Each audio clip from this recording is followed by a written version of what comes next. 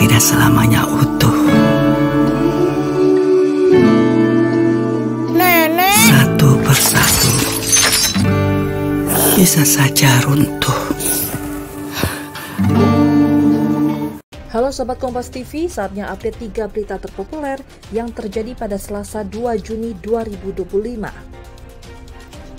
Berita pertama, Presiden Prabowo Subianto memimpin upacara peringatan Hari Lahir Pancasila. Wapres Gibran Rakabuming Raka hingga Presiden kelima RI Megawati Soekarno Putri turut hadir dalam upacara tersebut. Dalam pidatonya, Presiden Prabowo Subianto mengingatkan seluruh lembaga berbenah diri dan tidak ragu menindak pihak yang melanggar undang-undang. Untuk kesekian kali lagi, di tempat yang bersejarah ini, atas nama rakyat Indonesia, saya memperingati semua unsur di semua lembaga. Segera benah diri, segera bersihkan diri. Karena negara akan bertindak. Negara kita kuat. Mereka-mereka yang tidak setia kepada negara akan kita singkirkan dengan tidak ragu-ragu, tanpa memandang bulu, tanpa melihat keluarga siapa, partai mana, suku mana yang tidak setia kepada negara, yang melanggar undang-undang, yang melanggar undang dasar, akan kita tindak. Berita kedua, Gubernur Jawa Barat Deddy Mulyadi mengunjungi keluarga korban longsor tambang Gunung Kuda, Kabupaten Cirebon pada Senin 2 Juni. Dalam sambutannya, tangis haru Deddy Mulyadi saat mengumumkan bantuan untuk keluarga korban terdampak longsor. Total setiap satu kepala keluarga korban terdampak akan mendapatkan 50 juta rupiah.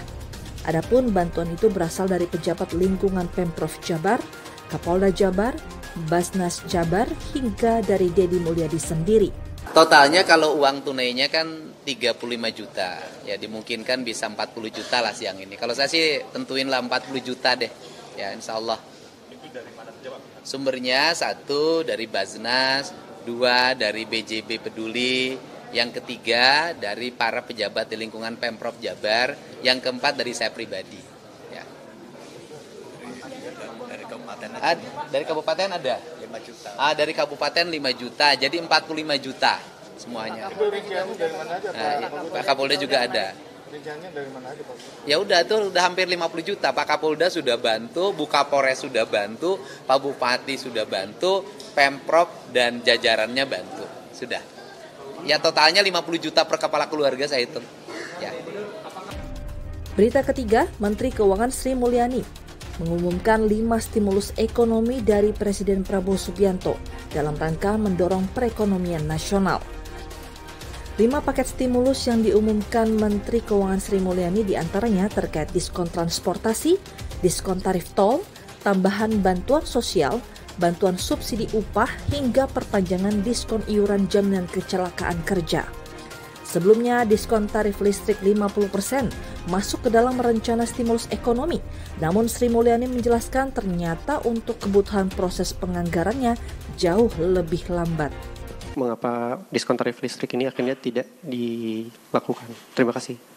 Kita sudah rapat di antara para menteri dan untuk pelaksanaan diskon listrik ternyata untuk kebutuhan atau proses penganggarannya jauh lebih lambat.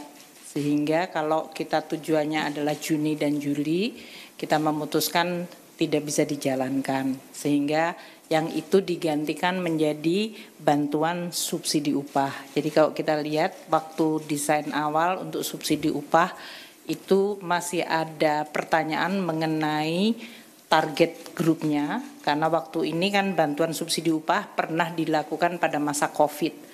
Itu dia 3 berita terpopuler yang terjadi pada hari ini. Jangan lupa untuk like, comment, and share channel Kompas TV.